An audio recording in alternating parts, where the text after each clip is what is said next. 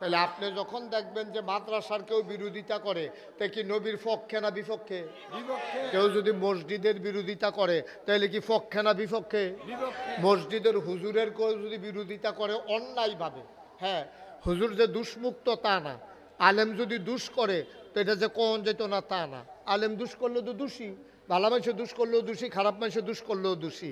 কিন্তু অযথা অন্যায়ভাবে কোরআন হাদিসের কথা কোয়ার কারণে আপনি আলেমের চাকরি খেয়ে জ্বালাইবেন, আপনার লোকে বনসেনা দেখে জেলখানাত লয়ে যাবেন গা, আপনি গুম করে লাইবেন, আপনি হত্যা করে লাইবেন, লাশ বেজায় বিচারে পাওয়া যেত না। তাইলে আপনি যেন সরাসরি আপনি ইসলামের বিরোধিতা করলেন, ঠিক কিনা কর? সহজ হিসাব। মুসলমান মন দিয়ে শোনো, আমাদের একটাই ঠিকানা, এই ঠিকানার নাম হইল জান্নাত। সুবহানাল্লাহ কয় না? এখন আপনি যদি বলেন হুজুর আমি তো জান্নাতে যেতে চাই, জান্নাতে আমি যেতে চাই, এখন আমারে কি করা লাগবে? আপনি যদি বলেন ভাই আমি তো ঢাকা যাইতে চাই, আমারে কি করা লাগবে? জীবনে আপনি ঢাকা যান নাই, এখন আপনি ঢাকা যাইতে চান, কি করা লাগবে? তা আপনারে বলছে যে তুমি কাপড় চোপড় সুন্দর করে পইরা কিছু বেশি টাকা নিয়া ভাড়া টাড়া নিয়া তুমি ওই ফোদ্দার বাজার বিশ্ব রোড নাইলে আলেখারসর বিশ্ব রোড গিয়া দাঁড়াই থাকবা, বাস আসলে বাসে উঠা যাবা, অথবা শাসনগাছা থেকে বাসে উঠবা, বাসে উঠলেই তুমি ঢাকা চলে যাবা ভাড়া দিলে, কোনো চিন্তা নাই।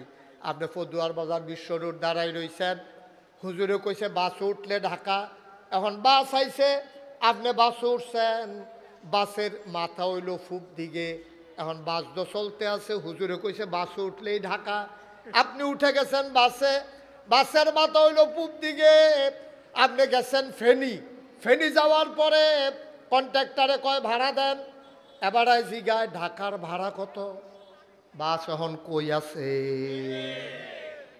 বাস আছে ফেনী, আপনার কাছে ভাড়া খুঁজছেন, পরে আপনি জিগাইতেছেন ঢাকার ভাড়া কত? কই কি এর ঢাকা? আমার দিন নাগেশের ফিরসা বুজুরে কইল ফোদ্দার বাজারতে বাসে উঠলে বিলে রাহা যাওন যায়, তো আমি দি উঠটা বইয়া রইছি, আপনি দেখুন ফেনী, ফেনী আইয়া পড়ছেন, কিতা ফেনী কিতা? ঢাকা যাইতো না এটা বাস। আরে মিয়া হুজুরে কইছে বাস উঠলে আপনি ঢাকা যাইতেন পারবেন, তো আপনি চাইতেন না এই বাস কখনো যাউন না, বাস এটা সাউন্ড লাগতো না, সিটাগাঙ্গে বাস উঠতে আপনি রাহা যাবেন কেমনে? এখন আপনি যে জান্নাতও যাইবেন, সিটাগাঙ্গে বাস উঠলে যেমন ঢাকা যাওয়া যায় না, জাহান্নামের গাড়িতে উঠলে জান্নাতে যাওয়া যায় না, ঠিক কিনা? আপনি তো জাহান্নামের গাড়ি তুইটা জান্নাতও যাইতেন চান, সিটাগাঙ্গে বাস উঠতে আপনি ঢাকা যাইতে চান, তা আমরা কি সবাই জান্নাতও যাইতাম চাই? কয় না তো, সবাই কয় না তো। তারা মনে করছে সাক্ষু ভাই যেহেতু আপনার মেয়র, এবারে গেলে কি আপনারা না লইয়া যাইব? ওই হ্যাঁ নইতা নাই। আমরা কি সবাই জান্নাতে যাইতে চাই? সবাই কনা আমিন, জোরে কনা আমিন। আচ্ছা, এই তো মাশাআল্লাহ লাইনও পড়ে গেছেন গা। জান্নাতে যাইতে চাইলে কি করা লাগবে এখন এটার এই ব্যাপারে ওয়াজ। জান্নাতে যাইতে হলে আপনি কি করা লাগবে এই সম্পর্কে ওয়াজ। আপনি যদি জান্নাতে যাইতে চান, ভাই আপনারা ছবি টবি যারা তুলে ফটো সেশন শেষ করেন, আপনাদের জন্য মাহফিলের ক্ষতি হচ্ছে তো, বসেন। একজনের ছবি তুলতেছে, আমরা হেবাটা কইছি এমনি তেমনি তুল, আবার আরেকজন দেখাই নেওয়া আইছে, কারবার দেখ সত্যি। হ্যাঁ হয়নি, ছবিটা হয়নি। এটা আপনি ফিক্সড করে দেন, এই যে সাংবাদিক ভাই আপনি ফিক্সড করে দিয়ে বসে যান, বিরক্ত করা যাবেন। সবাই কনা আমিন, জোরে বলেন আরো জোরে। এখন আমরা ভাটফাড়া আজকের মাহফিলে যে মাগরিবের পরে মাশাল্লাহ এই লোকটি যদি সবজি বইতো তত টাউন হল লাগে, মাশাল্লাহ এখান থেকে শুরু হয়েছে এমনি গুরান দিয়া, এই যে অনেক লোক আপনারা আইসা পড়ছেন, জায়গাটা সুন্দরভাবে হয় নাই। আমারও পরামর্শ করে নাই, প্যান্ডেলটা করার দরকার ছিল আইলের মাথার, আর এমনি লম্বা মসজিদ বেড়াইয়া বইলে ধনুষের আমরা অনেক লোক বইতে পারলো, জায়গা ছিল। আমরা যাই হোক এটা সামনের দিকে আমরা খেয়াল করবো ইনশাআল্লাহ। এই যে কথা বন্ধ, সবাই কনা আমিন। তাইলে আমরা কি সিদ্ধান্ত হলো, জান্নাতও যাইতেন চান? তাইলে সহজে আমি একটা রাস্তা দেখাই দিতেছি, আপনি শুধু এটা মানবেন, আপনি দেখবেন যে মৃত্যুর পরে সবাই মিলে যখন আপনার কবরে শোয়াই দেবে, সবাই দেখবে মাটির কবর। আপনি কবরে গিয়া দেখবেন মাটির কবর মাটি নাই, মাটির কবর জান্নাতের টুকরা হয়ে গেছে। বলেন সুবহান। জান্নাতে যাইতে হলে 4টা কাজ করণ লাগবে। কয়টা? সবাই কথা কেন জুড়ে, কয়টা? জুড়ে কোন আরো কয়টা? 4টা কাজ করা লাগবে জান্নাতে গেলে। আপনি যদি যাইতে চান, আর আপনি যদি কোন হুজুর আমি যাইতাম না, তাহলে একটাও করণ লাগতো না। যা মনটায় ধরে তা করবেন। মনটায় যা ধরে জান্নাতও যাইতে না যাইতেন চাইলে ওখানে মনটায় যা ধরে মানসিক গীতা করলে তো শুনলেন না। যেহেতু আপনি জান্নাতও যাইতেন না, কি এর ফেহে ফানি, কি এর বালা খারাপ, আপনার যা মনটায় ধরে তা করবেন। আর জান্নাতে যাইতে হইলে 4টা দায়িত্ব পালন করা লাগবে। কয়টা? সবাই কয় না কেন বুঝলাম না কিছু। কয়টা? 4টা। 1 নাম্বার হইল আল্লাহর প্রতি দায়িত্ব। আল্লাহর প্রতি আমরা কিছু দায়িত্ব আছে। তা আল্লাহকে আমরা দায়িত্বর লেগে আটকাই রয়েছে, কয় না। কিন্তু আমার স্বার্থে আমি আল্লাহর জন্য কিছু দায়িত্ব পালন করণ লাগবে। কি দায়িত্ব পালন করবেন? যেমন 1 নাম্বারে নামাজ, এটা ফরজ করছে কারা? আল্লাহ। কথা কয় না, কয়টা? আল্লাহ। হজ, এটা ফরজ করছে কে? আল্লাহ। যাকাত, এটারে ফরজ করছে কে? আল্লাহ। রোজা, এটারে ফরজ করছে কে? আল্লাহ। তাহলে আল্লাহ কইছে আকিমুস সালাহ, তোমরা নামাজ কায়েম করো। ইন্নাস সালাতা তানহা আনিল ফাহশাই ওয়াল মুনকার। যদি তোমরা নামাজ পড়তে পারো, এই নামাজে তোমরা খারাপ কাজ, মন্দ কাজ, অশ্লীল কাজ, এই দিক থেকে আল্লাহ ফিরাই রাখবো। সুবহানাল্লাহ কইতেন না? সুবহানাল্লাহ। 1 নম্বরে আল্লাহর হক, অর্থাৎ আল্লাহ তোমার উপরে যা ফরজ করে দিয়েছেন, তুমি ফরজটা ফরজের মতো আদায় করবা, ওয়াজিবটা ওয়াজিবের মতো আদায় করবা, সুন্নত সুন্নতের জায়গায় রাখবা, নফল নফলের জায়গায় রাখবা। আফসুস হইল আমরা গুরুত্ব বুঝি না। জোতা যত দামি হোক, এইটারে যেমন মাথায় নেওয়া যাবে না, টুপি যত কম দামি হোক, এটা দিয়ে জুতা মুছা যাবে না, ঠিক কিনা? আল্লাহ রাব্বুল আলামিন ঠিক যেইটারে যেমনে দিছে এমনি আপনি আদায় করবেন। আপনি তাসবিহ তাহালিল পড়বেন, এটা আপনার উপরে ফরজ না। কিন্তু নামাজ পড়া নফল না ফরজ? 5 ওয়াক্ত নামাজ পড়া আপনার উপরে ফরজ। এখন আপনি যদি কোন হুজুর আমি পাইছি হাদিস শরীফে কেউ যদি আয়াতুল কুরসি পড়ে, কি পড়ে? আয়াতুল কুরসি পড়ে, মানুষটা মারা যাইতে দেরি তে জান্নাতও যাইতে দেরি নাই, মরে না দেখাতে জান্নাতও যায় না। এখন আপনি মনে করছেন নামাজের ব্যাপারে যত শক্ত কথা পাইছি না, আয়াতুল কুরসির ব্যাপারে যেটা পাইছি, তাইলে আমি 5 ওয়াক্ত নামাজ ছাইড়া দিয়া খালি আয়াতুল কুরসি পড়াম, তাইলে তো আমি জান্নাতে চলে যাব না। আব্বা, আপনি আগের অংশটা পড়ছেন না। ফরজ নামাজ পইরা কেউ যদি আয়াতুল কুরসি পড়ে, মানুষটা মারা যাইতে দেরি, তার কবর জান্নাত হইতে দেরি হবে না। আপনি আগেরটা পড়ছেন না, লাস্টে দিয়ে পড়ছেন আয়াতুল কুরসি, ফলে কবর লগে লগে জান্নাত হয়ে যাবো গা। নামাজ পড়ে না আয়াতুল কুরসি, তা আপনি হুদুদি বইয়া বইয়া আয়াতুল কুরসি পড়তেছে, জিকির করলে সওয়াব বেশি। এটা কি নামাজ পড়া না সাইরা? নামাজ পড়া। নামাজ রে পড়া না আপনি জিকির করবেন, নামাজ পড়ে ওজিফা আদায় করবেন, নামাজ পড়ে আপনি নফল নামাজ পড়বেন, নামাজ পড়ে নফল রোজা রাখবেন। ইমান আনার পরে 1 নাম্বার কাজ হইল আপনার নামাজ আদায় করা। 5 ওয়াক্ত ফরজ, এটা ফরজ করছে আল্লাহ। কে? আল্লাহ। কে ফরজ করছে? আল্লাহ। এটা আল্লাহর হক। আপনি নামাজ না পড়লে আমি আপনারা আসামি বানাইতাম পারতাম না। কেউ নামাজ যে পড়লেন না 50 টাকা দেন, এই কথা আমি কইতাম পারতাম না। এটা নামাজ হইল আল্লাহর হক। সুবহানাল্লাহ কইতেন না? এইটা আপনি আদায় করতে হইব। এখন এই হকের ভিতরে আবার কি আছে? সবচেয়ে বড় দায়িত্ব যেটা, এইটারে শরীয়তের ভাষায় কয় ফরজ। আর সবচেয়ে খারাপ যেটা, এইটারে শরীয়তের ভাষায় কয় হারাম। কি কয়? হারাম। যেমন সুদ খাওয়ান হালাল না হারাম? হারাম। ঘুষ খাওয়ান হালাল না হারাম? হারাম। মদ খাওয়ান হালাল না হারাম? হারাম। এটি হইল হারাম। নাউজুবিল্লাহ বলবেন না? এটি হইল হারাম। এখন এই হারাম যেটা, এটারে ছাড়তে হইব, আর যেটা ফরজ এটা ধরতে হইব।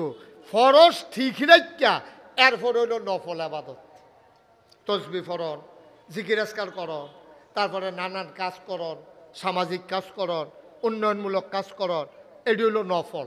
আর মূল কাজ আপনার হইল নামাজ, হইল আপনার উপরে ফরজ। এখন আপনি যদি কন যে হুজুর তৈলে যে এত নামাজ পড়লাম, এই নফল নামাজ, এদিকে আমার সবটি বাদ গেল নাকি? না, সবটি আছে, কিন্তু ফরজ নামাজ যদি না থাকে তাহলে নফল নামাজের কোনো দাম নাই। আমি মনে করেন কইলাম এই ফাগড়ি বান্ধন সুন্নত, কি কইছি? কথা কয় না, ফাগড়ি বান্ধা কি? এখন আপনি চিন্তা করলেন, আরে জীবনে তার ফাগড়ি বানলাম না। হুজুরে যার যা মাহফিল বাটফাড়া কইলো ফাগড়ি বালা সুন্নত, তো একটা কাম করি, আর যেহেতু আন্দাই আছে আর আইলের ভিতরে মাহফিল, বাইক যাওনে রাখি দিয়া আপনি যদি লুঙ্গিটা টান দিয়া সিরা মাথাত ফাগড়ি বান্ধে আড়েন, কি কন কীরকম হইব? আমার কথা হইব এটা? তো ফরজ ঠিক রাখা ফাগড়ি বান্ধন সুন্নত। আপনার ফিন্দনও লুঙ্গি নাই, ফাগড়ি বান্ধে আড়তে আছে, তো তারা কি বালা কইব না পাগল কইব? পাগল কইব।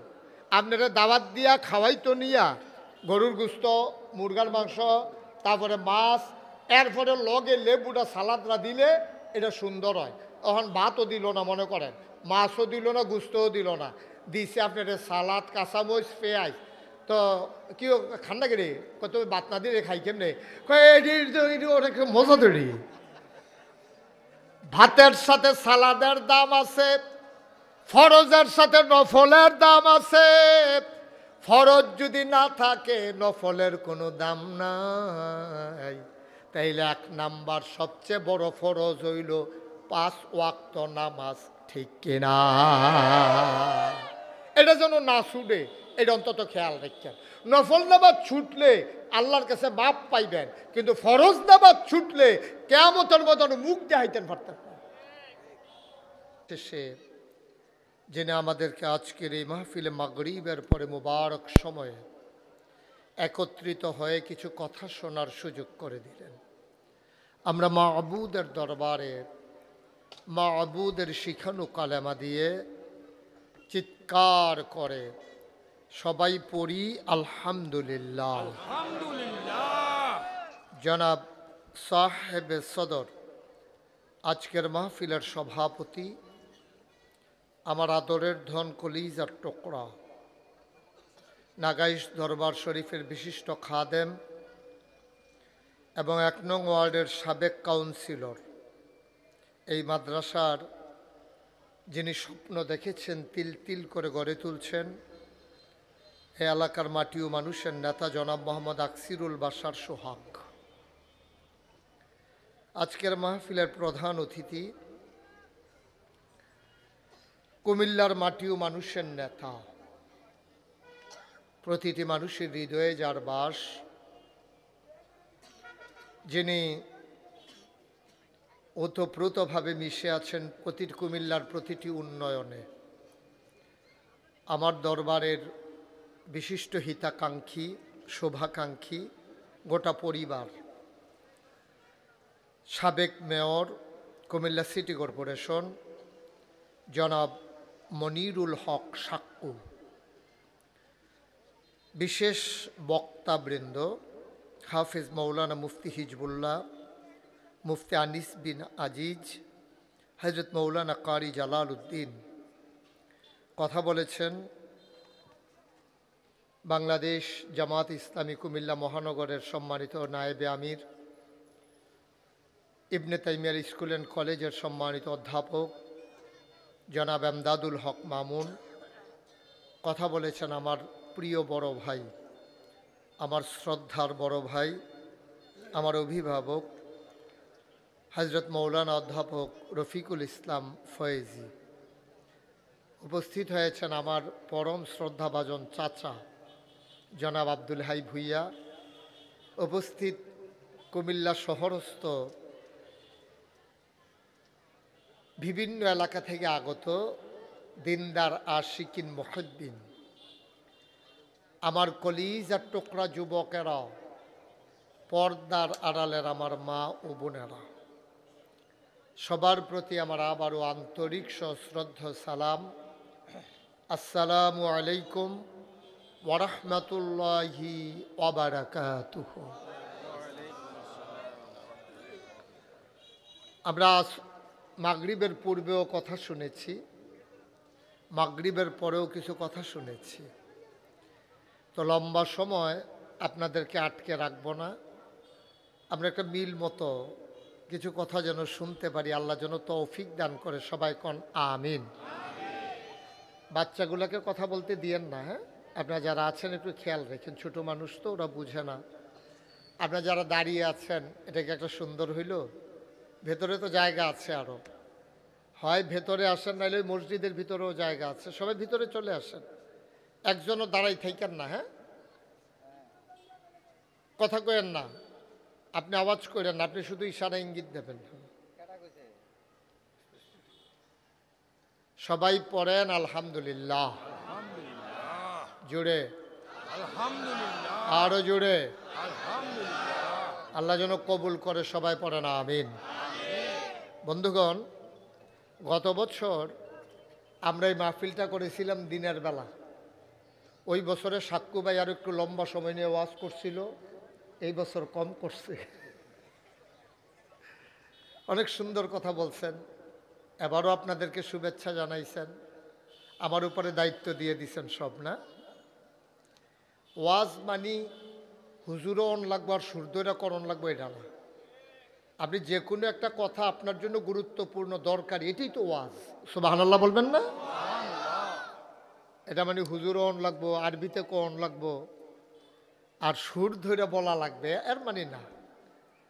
আপনি আপনার ছোট ভাই দুষ্টামি করে, আপনি বললেন এই দুষ্টামি করবা না, এটাও একটা ওয়াজ। আপনার ভাই নামাজ পড়েন, আপনি বললেন নামাজ ছাড়বা না, এটা ওয়াজ। এবং এইগুলোই বড় ওয়াজ। সুবহানাল্লাহ বলবেন না? আল্লাহ যেন কবুল করে, সবাই পড়েন আমিন। বন্ধুগণ, আল্লাহ তাবারক ওয়া তাআলা, খুব খেয়াল, এদিক সেদিক তাকাইয়েন না, শুধু আমার দিকে তাকাই থাকেন। যারা শুনতে আসছেন শুধু আমার দিকে তাকাই থাকবে, কে কি করলো ওই দিকে খেয়াল করার দরকার নেই। আল্লাহ তাবারক ওয়া তাআলা এই দুনিয়ার ভিতরে আমাদেরকে যখন মানুষ বানালেন, তখন আমরা কিন্তু অন্য প্রাণীর থেকে আলাদা হয়ে গেলাম। এজন্য মনীষীগণ বলেন, প্রাণ থাকলে প্রাণী হয়, কিন্তু মন না থাকলে মানুষ হওয়া যায় না। মশাও একটা প্রাণী, মাছিও একটা প্রাণী, গরু একটা প্রাণী, ছাগলও একটা প্রাণী, মানুষও একটা প্রাণী। পার্থক্য কি? পার্থক্য হলো গরু ছাগলের বুঝ নাই, ওদের আকল নাই, ওরা ভালো মন্দ বুঝে না, ন্যায় অন্যায় বুঝে না, কল্যাণ অকল্যাণ বুঝে না, লাভ ক্ষতি বুঝে না, জান্নাত জাহান্নাম চিনে না, এবং জান্নাত জাহান্নামে যাওয়ার জন্য কি করা দরকার ওরা এটা জানে না। জানে না বইলে গরু, জানি বইলে আমরা মানুষ। সুবহানাল্লাহ বলবেন না? আমরা জানি, এই জন্য আমরা মানুষ। আর গরুয়ে জানে না বললে গরু। তো এই যে ছোটবেলা দেখতাম আমরা, ওই পড়া না পারলে সারে কি করতো, তুই একটা গাধা হইস, মানে কি তার কান্ডি লম্ব হয়ে গেছে গা। গাধা মানে গাধার যেমন আহল ফতান নাই, তোরও আহল ফতান নাই, এলাকা কই তুই একটা গাধা হইস। আসলেতে গাধা না, কই তুই একটা ছাগল হইস, মানে ছাগল যেমন ব্যাককল, তুইও একটা ব্যাককল, এলাকা কই তুই একটা ছাগল হইস। আমরা মানুষ হইয়াও পশুর চাইতে নিকৃষ্ট হইতে পারি। আমরা যে মানুষ, আমাদের চোখ আছে দেখার জন্য, কান আছে শোনার জন্য, হাত আছে, পা আছে, আমরাও পশুর চাইতে নিকৃষ্ট হইতে পারি। তাইলে হুজুর আমরা কি? আমরা মানুষের মতো। মানুষ দেখতে যেমন, আমরাও দেখতে তেমন। আমরা মানুষের মতো, সবাই আমরা মানুষ না। এই জন্য একটা শব্দ আছে অমানুষ, আছে নাকি নাই? কত একটা অমানুষ হইছে, তে মানে কি?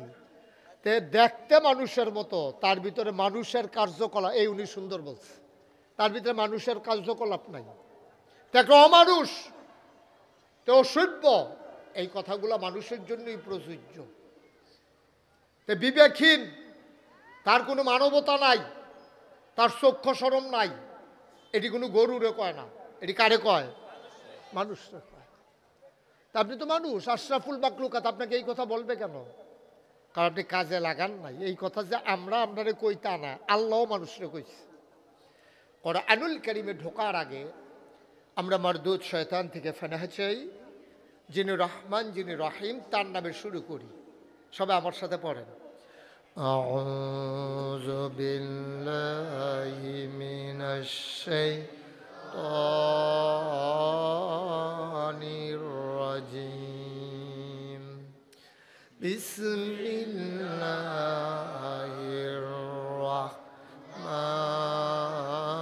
রাহমানির রাহিম। ওয়ালাহুম কুলুবুল লা ইয়াফকাহুনা বিহা ওয়ালাহুম আয়ুনুল লা ইউবসিরুনা বিহা ওয়ালাহুম আযানুল লা ইয়াসমাউনা বিহা উলাইকা কাল আনআম বাল হুম আদাল। আল্লাহ কয়, ও ভাটপাড়ার মানুষ, ও কুমিল্লার মানুষ, মন দিয়ে শোনো, দুনিয়ার ভিতরে একদল মানুষ আছে এমন, ওয়ালাহুম কুলুবুল লা ইয়াফকাহুনা বিহা, তাদেরকে আমি আল্লাহ মন দিছি কিন্তু তারার বুঝ নাই। ওয়ালাহুম আয়ুনুল লা ইউবসিরুনা বিহা, তাদের চোখ আছে কিন্তু তারা দেখে না। ওয়ালাহুম আযানুল লা ইয়াসমাউনা বিহা, তাদের কান আছে কিন্তু তারা শুনে না। মন আছে বুঝে না, চোখ আছে দেখে না, কান আছে শুনে না। আমরা বলি আল্লাহ, ও আল্লাহ, এটা আবার কেমন মানুষ? আল্লাহ কয়, আমি কি বলছি নাকি মানুষ? উলাইকা কাল আনআম, ওরা হলো চতুষ্পদ জানোয়ারের মতো। আল্লাহ কয় না, জানোয়ারেরও কিছু বুঝ আছে। বালহুম আদাল, এটা জানোয়ারের চাইতে আরো নিকৃষ্ট। ঠিক কিনা? মন থেকেও যে বুঝে না, চোখ থেকেও যে দেখে না, কান থেকেও যে শুনে না, বিবেকটারে কাজে লাগায় না, তো কি এর মানুষ? পশুর চাইতে আরো নিকৃষ্ট। এটা কি আমার কথা না আল্লাহর কথা? শুধু এদিকে তাকান, এদিকে তাকান, চতুর্দিকে তাকান, শুধু আমার দিকে তাকাই থাকবেন। ওয়াজ শুনতে আসছেন, এত দিকে তাকান কেন? আমিন কর। সবাই খেয়াল করে মনোযোগের সাথে শুনেন। প্রত্যেকদিন তো এখানে আপনার জন্য কেউ ওয়াজের আয়োজন করবে না। ডেইলি ওয়াজের আয়োজন করা কি সোহাগের দ্বারা সম্ভব? আর প্রত্যেক দিন কি আমি এখানে আসা সম্ভব? তা আপনি মনোযোগের সাথে বসবেন। মোবাইলগুলো বন্ধ করেন, যারা মোবাইল ধরে রেখেছেন এগুলো বন্ধ করেন, এভাবে রেকর্ড হয় না, বন্ধ করেন। আমার দিকে খেয়াল করে গভীর মনোযোগের সাথে খরগোশের মতো কান খাড়া করে মাছের মতো নিষ্পলক নয়নে কথা শুনতে হবে ইনশাআল্লাহ। আমরা কেউ মোবাইল ধরবো না। প্রত্যেক দিন তো আমরা ওয়াজ শুনতে পারি না, সময় পাই না, তো আমরা ব্যস্ত মানুষ।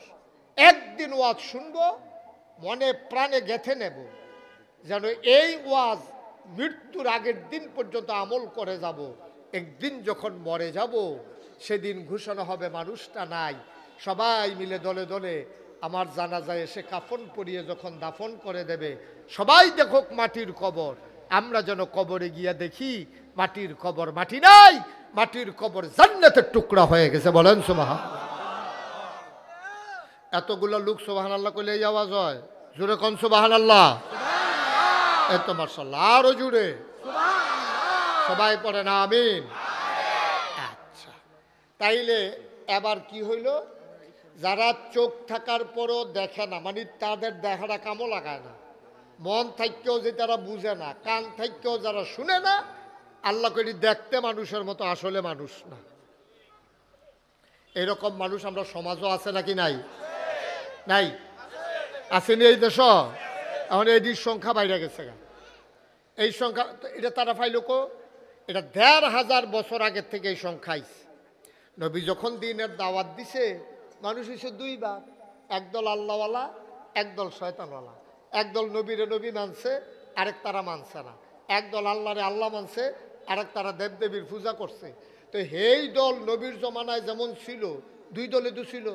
একদল হলো আবু বকর, উমর, উসমান, আলী, তলহা, জুবায়ের, আব্দুর রহমান ইবনে আউফ, সাদ ইবনে রাবিয়া।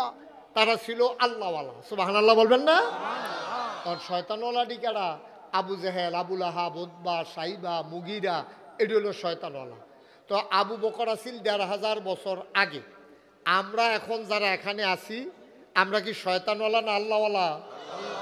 জাহান্নামী না জান্নাতি? জান্নাতি। এখন আমরা যারা আল্লাহওয়ালা জান্নাতি, আমরা কারা? আমরা হইলাম ওই ১,৫০০ বছর আগের আবু বকরের বংশধর, উমরের বংশধর, উসমানের বংশধর, আলীর বংশধর। আমরা গায়ের ভিতরে তারার রক্ত। সুবহানাল্লাহ কইতেন না? ১,৫০০ বছর আগের আবু বকরের বংশধর যদি ওহন বাটফারা থাকতে পারে, তাহলে ১,৫০০ বছর আগের আবু জেহেলের বংশধরও তো কুমিল্লা থাকতে পারে। পারে নাকি পারে না? ওই এই দিয়ে হেডি, হ্যাঁ এই দিয়ে হেডি, ওই যে অমানুষ, পশু, নিকৃষ্ট, ডাকাতি করে, চুরি করে, ফেন্সি ডিল খায়, ইয়াবা খায়, তারপরে বর্ডারের ভিতরে গিয়া সেটা আপনি স্মাগলিং করে।